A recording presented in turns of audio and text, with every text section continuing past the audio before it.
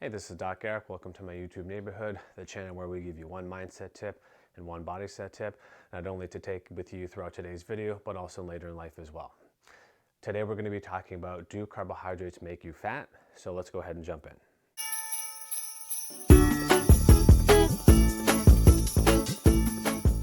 The topic of carbohydrates is very, very important, and we hear about it all the time. Everybody knows that one person that can eat a ton of carbohydrates and not seem to gain a pound, and we also know that other person on the opposite end of the spectrum who barely eats any carbohydrates and is also gaining the weight, and they just can't figure out how. So most of us tend to fall into somewhere in the middle in terms of that over and that under. So what I want to talk about today is the concept of, not only do carbohydrates make you fat, but are you somebody who is an overconsumer of carbohydrates or somebody who is an underconsumer of carbohydrates, and how that might be negatively impacting the results that you're looking to get out of your own body. So here we go. So when we look at carbohydrates through the lens of somebody who overeats or somebody who undereats, typically what we're looking at is, if you are a undereater, this is somebody who has either been dieting for a long period of time or somebody who is consuming a low carbohydrate diet. This is problematic because if you're somebody who routinely is reducing your carbohydrates or you're reducing your nutritional total, you're starting to slow down your metabolism, and this basically puts your body into what I like to call power save mode. So what happens is your body says, well, because we're getting less calories, I have to slow the entire process down, so that way you're going to start to feel lethargic, your energy levels are going to be very, very low, you're going to start to have negative impacts on your thyroid as well as your adrenal function, and you're going to have those mental fatigues and that mental fogginess. Sleep is going to be in the toilet, and those are things that you don't want long term. So this is an example of an undereater of a carbohydrate. The way to fix someone like this is to kind of take an overview of what it is that they're trying to accomplish and achieve.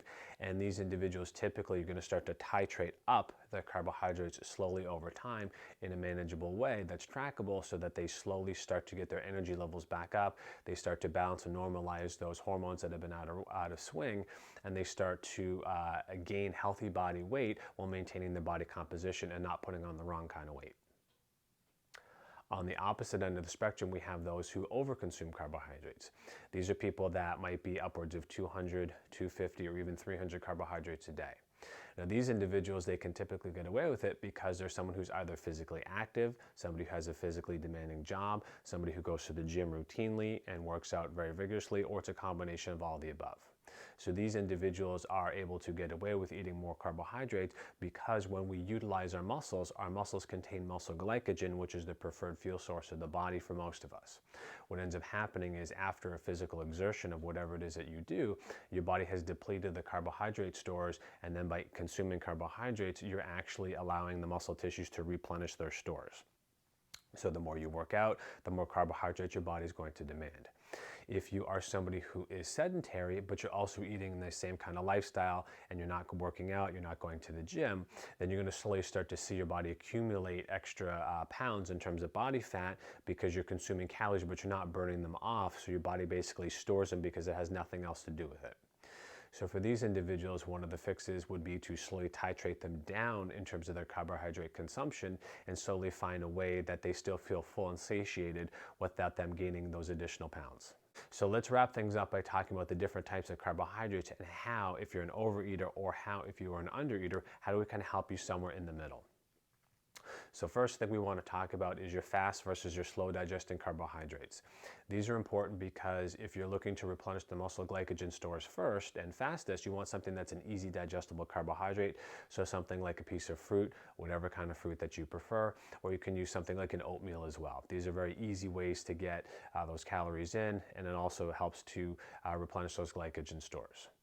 If you're looking for something post-physical exertion or post-workout, maybe kind of the meal after that meal, what you'd be looking at is something that's a little bit more of a complex carbohydrate. These are important because they add for bulk satiety. They usually have a little bit more fiber, and because of the way that they're created, our body breaks them down a little bit slower, so it allows you to feel fuller longer, right? We've all eaten a piece of fruit, and you're probably hungry 30 minutes later. Whereas we've all eaten a bowl of oatmeal, and that 30 minutes maybe turns into 90 minutes or possibly a little bit longer. And we're just talking pure carbohydrates here. My personal recommendation is to always combine a little bit of fat, a little bit of protein with your carbohydrate, in order to really round out your nutritional profile. That way you're not continuing to return back to the fridge or grabbing another piece of fruit and another piece of fruit. With our athletes, we typically have them do a combination of fast and slow digesting carbohydrates. So they'll typically have some sort of piece of fruit, and they'll also have something that's a little bit more slower digesting, as well as a protein complex to that helps them to feel fuller longer.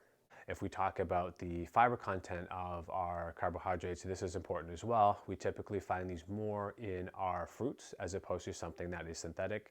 And we're also looking at our vegetables as well. So you have things like your cruciferous vegetables, your broccolis, your cauliflowers, as well as your dark leafy green vegetables, and pretty much anything that you can find in the grocery aisle. If you're somebody who has digestive issues, or if you have gas or bloating with your consumption of vegetables, you may want to par cook them or apply heat in some meaningful way, like a stir fry or oven baked, and that'll help to break them down a little bit so that it's easier in your digestion, as well as helping keep you fuller for longer. So regardless if you are a carbohydrate overeater or if you're a carbohydrate undereater, the bottom line answer is both can make you fat, but what we're looking at is we're looking at trying to find where it is on that spectrum that you fall, so that we can best kind of help rein you in to back to where you want to be in terms of your body composition or your weight goals or your measurements, things like that. Typically what I'll tell people is when you've made a decision to change, congratulations, number one, but also don't forget too that you want to track these in a very easy and meaningful way. That's something that you can be compliant with. So some people, it's easy stepping on the scale once a week. Some people like to take measurements of things like the waist, things like the thighs, upper body, torso, arms, things like that.